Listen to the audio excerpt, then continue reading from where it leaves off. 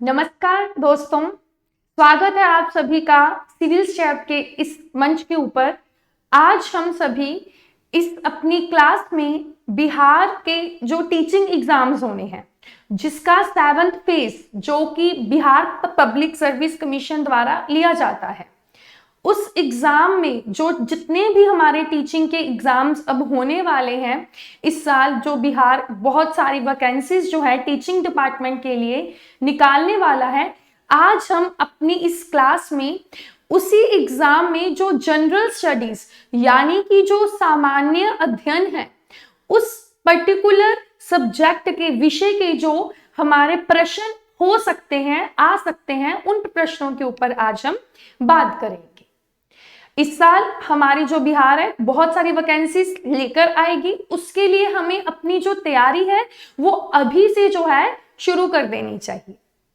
तो चलिए शुरू करते हैं अपनी आज की class with our first question. अपने प्रथम क्वेश्चन के साथ हम अपनी आज की जो क्लास है वो शुरू करते हैं। हाँ जी, चलिए सबसे पहला क्वेश्चन है, highest peak in the eastern Ghat is. Bharat के ईस्टर्न घाट यानी कि भारत की जो पूर्वी घाट है, भारत के जो पूर्वी घाट है, उनकी सबसे ऊंची चोटी का नाम आपको बताना है। अनाईमुडी, कंचनजुंगा, महेंद्रगिरी, खासी, इनमें से कौन सी चोटी जो है भारत की ईस्टर्न, क्वेश्चन को अच्छे से पढ़ेंगे, भारत का अगर ये अगर मान लीजिए हमारे भारत का मैप है, तो जो ईस्टर्न साइड ये वेस्टर्न घाट्स है, यहाँ पे आपके ईस्टर्न घाट्स हैं। ये ईस्टर्न घाट्स में जो सबसे बड़ी ऊंची चोटी है उसका नाम आपको बताना है। हाँ जी, अनाईमुडी, कंचनजुंगा, महेंद्रगिरी या फिर खासी। इसका जो सही उत्तर है that is the Mahendragiri. Mahendragiri जो है सही उत्तर है। देखिए हमारे भारत का अगर हम मैप देखें हमारे भारत का अगर हम मैप देखें, नक्शे को देखें, तो हमारे ईस्टर्न घाट और वेस्टर्न घाट जो है हमारे, इसका एक मिलने वाला पॉइंट है, जंक्शन है, जहां पर ये दोनों जो है मिलते हैं। वहां पर आपकी अनामलाई हिल्स जो है, वहां पर आपकी सबसे ऊंची चोटी अनाईमुडी है। जब हम वेस्टर्न घाट से नीचे की ओर आते हैं, तब हमारी जो चोटी है उसकी जो ऊंचाई है वो बढ़ती जाती है। जब हम वेस्टर्न घाट में नॉर्थ से साउथ यानी कि जब हम पूर्व से उत्तर से दक्षिण की ओर, नॉर्थ से साउथ की ओर, उत्तर से दक्षिण की ओर आते हैं, तब हम देखते हैं कि पश्चिमी घाट जो है, वेस्टर्न घाट जो है, उनकी जो चोटियों की जो ऊंचाई है वो बढ़ती जाती है। वही दूसरी ओर जब हम ईस्टर्न घाट यानी कि जब हम पूर्वी घाट में ऊपर की ओर जाते हैं, मान लीजिए ओडिशा की ओर जब आप जा रहे हैं, तब यहां पर आपकी जो चोटियों की जो ऊंचाई है वो लंबी होती जाती है, बढ़ती जाती है। इसीलिए ऊपर की ओर जाते जाते पूर्वी घाट पे हमें ऊंची चोटियां मिलती हैं, जैसे अरमाकोंडा और आपकी महेंद्रगिरी, जो कि ओडिशा और आंध्र प्रदेश के साथ ही, मतलब जो ओडिशा में है और आंध्र प्रदेश के साथ, जब ओडिशा बिल्कुल उसके बॉर्डर पर है। चलिए, तो हमारी हाईएस्ट पीक जो भारत में है अनाईमुडी, जो पश्चिमी घाट की है, मिसापुलीमाला, डोडा बेटा, गुरु शिखर, अरमाकोंडा, धूपगढ़ और कलुमर पीक, ये सारी हमारी हाईएस्ट पीक है। चलिए, हाँ जी, नेक्स्ट क्वेश्चन इज, अगले प्रश्न की ओर बढ़ते हैं। The world's largest drainage basin, मतलब पूरे हमारे धरती का, धरती का सबसे बड़ा लार्जेस्ट ड्रेनेज बेसिन कौन सी नदी बनाती है? आपको बताना है। विश्व का सबसे बड़ा जल निकासी बेसिन निम्नलिखित में से किस नदी का है? हाँ जी, Amazon river, Himalayan river, peninsular river, या फिर बोथ? हाँ जी, Amazon river, Himalaya river, peninsular river या फिर बोथ? बी एंड सी। देखिए, जो हमारी अमेज़न नदी है वो विश्व का सबसे बड़ा ड्रेनेज बेसिन बनाती है। सबसे बड़ा ड्रेनेज बेसिन जो है वो अमेज़न नदी के द्वारा बनाया जाता है। जो हमारी अमेज़न नदी है, अमेज़न रिवर जो है, ये हमारे जो एंडीज माउंटेन रेंज जो साउथ अमेरिका में पाए जाते हैं, जो दक्षिण अमेरिका में एंडीज माउंटेन रेंज जो पाई जाती है, यहाँ पे बहुत एक लंबी चेन है एंडीज माउंटेन रेंज, जो विश्व की सबसे बड़ी पर्वत श्रृंखलाओं में से एक श्रृंखला है। वो जो रेंज है वहां से ये जो अमेज़न नदी है ये हमारी निकलती है पेरू में से, फिर ये जाकर अटलांटिक महासागर में मिल जाती है। ये तकरीबन देखिए इतना बड़ा जो ये है पूरा जो ड्रेनेज बेसिन है, इसका बहुत बड़ा ड्रेनेज बेसिन है साउथ अमेरिका में अपने आप में, और पूरे विश्व में भी सबसे बड़ा ड्रेनेज बेसिन जो है अमेज़न नदी का है। इसकी सहायक रिवर्स जितनी भी हैं बोलीविया, ब्राजील में से होकर निकलती हैं। आप देख सकते हैं कितना बड़ा लार्ज जो रीजन एरिया है ये कवर किया जाता है बाय द अमेज़न रिवर। हाँ जी, चलिए अगला क्वेश्चन देखते हैं। According to the regulations of the Indus water treaty 1960, India can use the total water carried by Indus river system। हमें ये बताना है कि जो हमारी 1960 में सिंधु जल संधि हुई थी, उसके नियमों के अनुसार इंडस नदी रिवर सिस्टम में जितनी भी रिवर्स आती हैं, जितनी भी नदियां आती हैं, उनका कितना प्रतिशत पानी जो है वो भारत के द्वारा यूज किया जा सकता है, हमें ये आंसर देना है। हाँ जी, इंडस वाटर ट्रीटी यानी कि सिंधु जल संधि जो 1960 में जवाहरलाल नेहरू और उस समय पाकिस्तान के प्रेसिडेंट के बीच में जो संधि हुई थी, सिंधु जल संधि। सिंधु जल संधि के अनुसार भारत 20% पानी जो है वो 20% पानी यूज कर सकता है। अब देखें, सिंधु जल संधि के अनुसार जो सिंधु नदी की सहायक नदियां हैं, सिंधु नदी की सहायक रिवर्स जो बेसिकली भारत से होकर गुजरती हैं, रावी, ब्यास, चेनाब, झेलम, सतलज। इंडस यानी कि सिंधु नदी की जो सहायक नदियां हैं, मुख्यतः जो सहायक रिवर्स हैं, रावी, ब्यास, चेनाब, झेलम और सतलज ये जो रिवर्स हैं, देखिए इनमें से जो रावी, ब्यास और सतलुज है, रावी, ब्यास और सतलुज जो है, इसका जो पानी है, रावी, ब्यास और सतलुज, इन तीनों का पानी जो है भारत यूज कर सकता है, और बाकी जो 3 चेनाब, झेलम और इंडस का जो पानी है वो पाकिस्तान यूज करेगा। मतलब अधिक मात्रा में 80% जो पानी है वो यूज किया जाएगा पाकिस्तान के द्वारा। मुख्य नदियां पाकिस्तान के कंट्रोल में कौन सी रहेंगी? इंडस, चेनाब और Jhelum.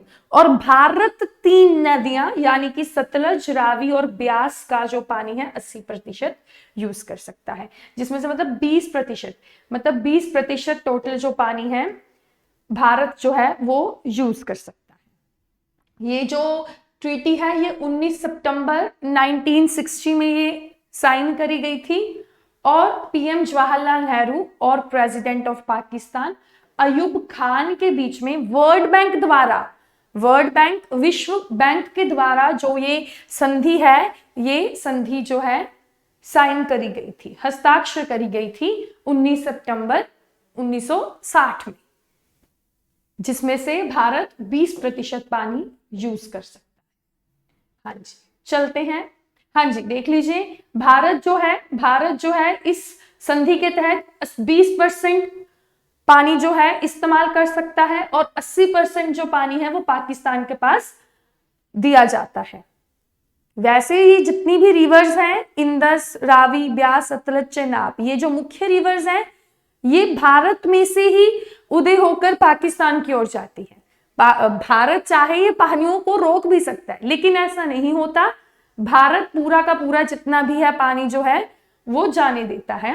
According to this treaty also Bharat जो है 3 ईस्टर्न रिवर्स, यानी कि जो हमारी पश्चिमी नदियां, पूर्वी नदियां जो है ईस्टर्न, यानी कि जो पूर्वी नदियां हैं ब्यास, रावी और सतलज, इन पर कंट्रोल करता है भारत, और जो पश्चिमी यानी कि वेस्टर्न रिवर्स हैं उसके ऊपर चेनाब, इंदस और झेलम के ऊपर पाकिस्तान कंट्रोल करता है।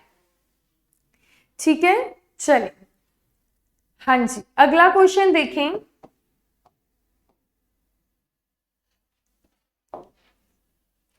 हाँ जी, अगला प्रश्न है, the wild life protection act, Bharat में वन्य जीव संरक्षण अधिनियम कब लागू किया जाता है, यानी कि इंप्लीमेंट कब किया जाता है?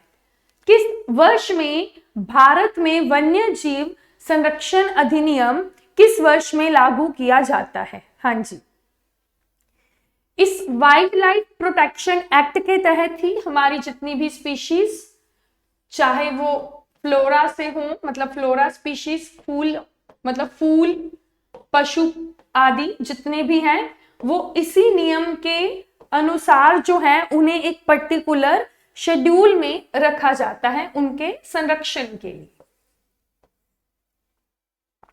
हाँ जी, ये जो पर्टिकुलर एक्ट है, अधिनियम है, ये 1972 में लागू किया गया था। 1972 में वाइल्ड लाइफ प्रोटेक्शन एक्ट जो है लागू किया गया था। चलिए, अगला क्वेश्चन देखें। The land mass bounded by sea on 3 sides is referred to as, मतलब ऐसी भूमि 3 तरफ से समुद्र से घिरे भूभाग को क्या कहा जाता है?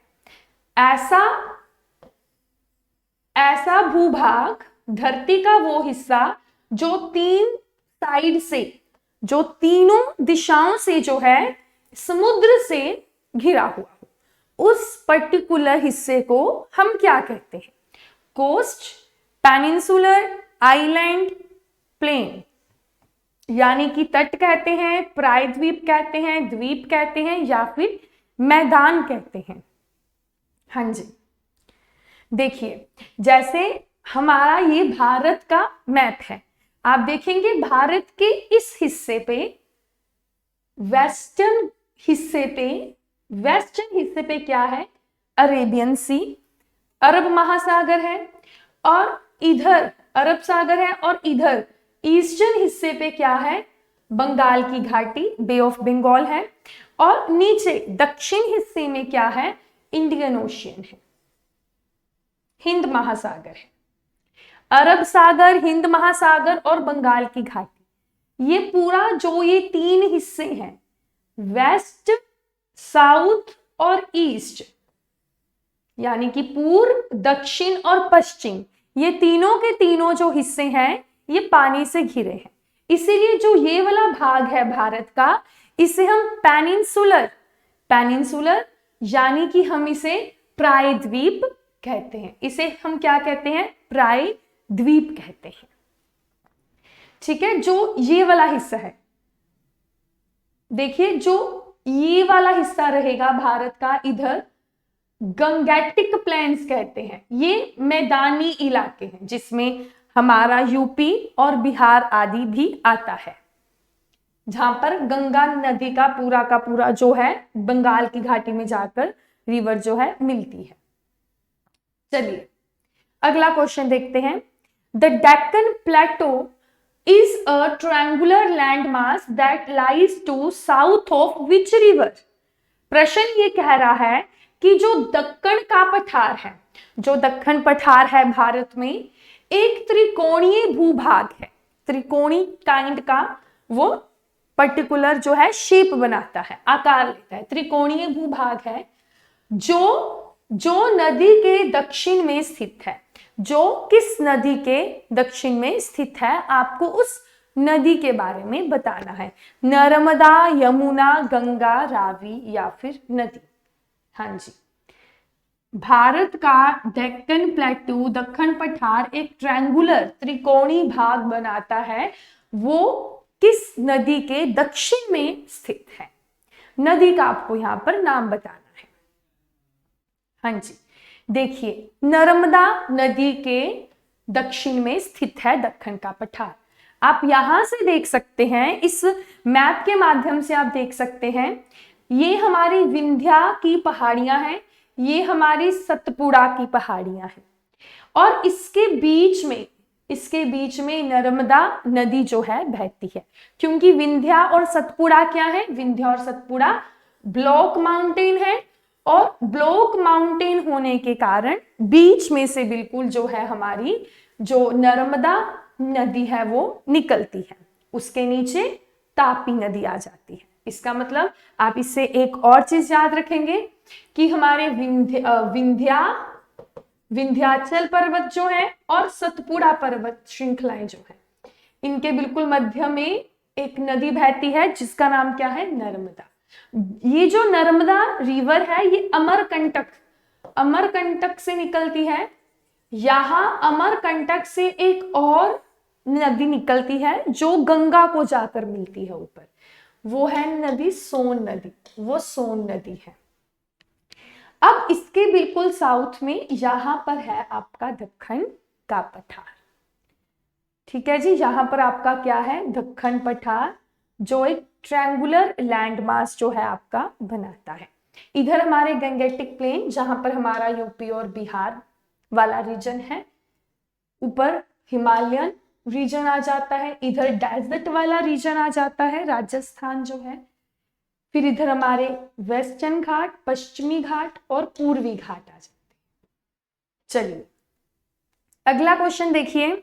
South Asian association for regional cooperation was founded in which year?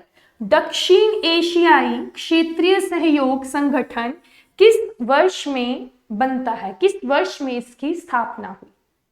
That is south Asian association for regional cooperation किस ईयर में फाउंड हुआ? दक्षिण एशियाई क्षेत्रीय सहयोग संगठन की स्थापना कब होती है? 1985 में होती है। 8 दिसंबर 1985 में सार्क की जो है स्थापना की जाती है। सार्क में नाम से पता चल रहा है, जो सार्क है देखिए नाम से पता चल रहा है कि सार्क में पर्टिकुलरली एशियन एसोसिएशन, दक्षिण एशियाई मतलब दक्षिण के ही इसमें कंट्रीज होंगी हमारे, जिसमें 8 नेशन है। भारत अपना सब सर्वप्रथम, भारत, पाकिस्तान, अफगानिस्तान, जो भारत की जितनी भी बाउंड्री नेशंस है, पाकिस्तान, अफगानिस्तान, नेपाल, भूटान, बांग्लादेश, श्रीलंका एंड मालदीव। अब अगर हम बात करें जी, ये जो सार्क है 8 दिसंबर 1985 को इसकी स्थापना होती है। इसके जो हेडक्वार्टर्स हैं वो है काठमांडू, नेपाल, वो है काठमांडू नेपाल में। ये एक इंटरनेशनल ऑर्गेनाइजेशन है जो एशिया, जो पर्टिकुलर दक्षिण एशियाई में जो पर्टिकुलर देश आते हैं, उन देशों की जो है कोऑपरेशन, मतलब उन देशों की डेवलपमेंट की जो है, विकास की जो है बात की जाती है। चलिए, हाँ जी, अगला क्वेश्चन देखिए। Who was the first Indian women to become the president of INC? भारतीय राष्ट्रीय कांग्रेस की अध्यक्ष बनने वाली पहली महिला के बारे में आपको बताना है, जो भारतीय ही मूल से हो, जो मतलब भारतीय महिला ही हो, और इंडियन नेशनल कांग्रेस यानी कि भारतीय राष्ट्रीय कांग्रेस की अध्यक्ष बनने वाली पहली भारतीय महिला। सरोजनी नायडू, दमयंती, ताराबाई शिंदे, पंडिता रमाबाई। हाँ जी, कौन है पहली Indian women president of INC? Here the answer is the Sarojini Naidu, जो 1925 में INC की प्रेसिडेंट बनी थी। लेकिन अगर ये क्वेश्चन हो कि INC की पहली महिला अध्यक्ष कौन थी, साथ में चाहे भारतीय ना लिखा हो, पहली महिला अध्यक्ष 1917 में एनी बेसेंट थी। लेकिन ये जो एनी बेसेंट है, ये भारतीय मूल से नहीं थी, ये आयरिश लेडी थी, ये आयरिश थी, इसलिए हम इसे नहीं पहली कहते। प्रश्न के अनुसार आप अपना आंसर देंगे। अगर वहां पर ये पूछा जाएगा कि इंडियन वुमेन, तो सरोजनी नायडू। अगर सिंपल वुमेन मतलब भारतीय महिला की बजाय सिंपल विमेन लिखा हो, तब आप आंसर क्या देंगे? Annie Besant. 1917 में और 1925 में सरोजनी नायडू। चलिए, अगला क्वेश्चन देखते हैं। The park straight lies between which of the following countries? हाँ जी, पाक जल डमरू मध्य निम्नलिखित में से कौन से दो देशों के बीच में स्थित है? यानी कि जल डमरू मध्य नाम से पता चल रहा है। जल डमरू मध्य मतलब जो किसी दो बड़ी जो वाटर बॉडीज हो, जो दो बड़े पानी के स्रोत हो, उसके बीच में थोड़ी सी एक नैरो वाटर बॉडी जो हो, उसे हम कहते हैं जल डमरू मध्य। जो दो लार्ज वाटर बॉडीज को कनेक्ट करे, ऐसी वाटर बॉडी। पार्क स्ट्रेट किस दो देशों के बीच में है? इंडिया श्रीलंका, भारत और श्रीलंका, श्रीलंका और मालदीव, भारत और मालदीव, या फिर भारत और चीन। देखिए, जो पार्क स्ट्रेट हमारे भारत और श्रीलंका के मध्य में पड़ता है। भारत और श्रीलंका के मध्य में पार्क स्ट्रेट है, जो दो वाटर बॉडीज को हमारे कनेक्ट करता है, दो लार्ज वाटर बॉडीज को कनेक्ट करता है। चलिए, हाँ जी, अगला प्रश्न है। In 1853 the first railway track from Bombay to Thana was constructed by. हमारे भारत में पहली बॉम्बे से थाना तक पहली रेलवे ट्रैक का निर्माण किस गवर्नर जनरल के अंडर जो है किया गया? 1853 में। हमारे भारत में 1853 में पहला रेलवे ट्रैक बॉम्बे टू थाने जो है वो बनाया गया था। ये पहली पैसेंजर ट्रेन थी। हाँ जी, इसका सही उत्तर क्या है? लॉर्ड डलहौजी के समय में भारत में बहुत सी डेवलपमेंट हुई है। लॉर्ड डलहौजी के समय में सिर्फ रेलवे ट्रैक को ही लेकर नहीं, बल्कि हमारे पोस्टल रिफॉर्म्स भी लॉर्ड डलहौजी के अंडर हुए हैं। हमारी विद्या को लेकर, एडुकेशन को लेकर रिफॉर्म्स जो हैं वो लॉर्ड डलहौजी के द्वारा किए जाते हैं। ठीक है, हाँ जी, पढ़ते हैं अगले प्रश्न की ओर।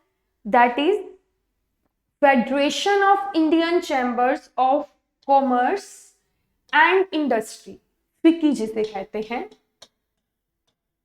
Federation of Indian Chambers of Commerce and Industry was formed in, ये जो पर्टिकुलर हमारा एक इंडस्ट्री का गठन है किस वर्ष किया गया। Federation of the Indian Chambers of Commerce and industry का गठन किस वर्ष किया गया। हाँ जी,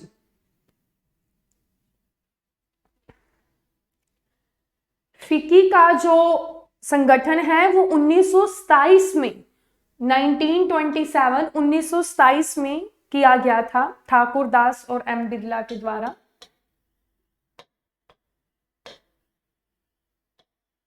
चलिए अगला प्रश्न देखते हैं। Bahadur Shah Zafar died in Rangoon jail in November, Bahadur Shah Zafar जो है नवंबर में रंगून की जेल में मृत्यु हो गई थी, तो किस वर्ष में उनकी मृत्यु हुई थी। 1860, 1861, 1862 और 1863। हाँ जी, किस वर्ष में उनकी मृत्यु हुई थी रंगून में। रंगून जो कि जेल है म्यांमार में, रंगून जो जेल है वो म्यांमार में है, म्यांमार में है ये जेल। अब अगर हम बात करें, देखिए बहादुर शाह जफर की, बहादुर शाह जफर जो है मुगल एम्पायर जब भारत में था, जो कि 1526 में बाबर के द्वारा जिसकी स्थापना करी गई थी भारत में, मुगल वंश के ये लास्ट आखिरी शासक, आखिरी बादशाह के रूप में इन्हें माना जाता है कि ये भारत के आखिरी बादशाह थे। जो मुगल एम्पायर का टाइम पीरियड है भारत में 1526 से 1857 माना जाता है, जिसे हम 2 वर्षों में बांट देते हैं, 1526 और 1707, और फिर 1707 और 1857। जब हमारी भारत में 1857 की क्रांति हुई थी, उस समय इन्होंने अपने जनरल भक्त खान को जो है वो युद्ध में भेजा था। ठीक है, इनकी जो मृत्यु है 1862 में म्यांमार में हुई थी, म्यांमार रंगून में हुई थी इनकी मृत्यु 1862 नवंबर। चलिए आज के लिए इतना ही काफी है। आई होप जितना भी हमने अभी तक प्रश्नों को किया है वो आपको समझ आए होंगे। मिलते हैं अपनी अगली क्लास में, तब तक आप अपनी तैयारी जो है जारी रखें। धन्यवाद।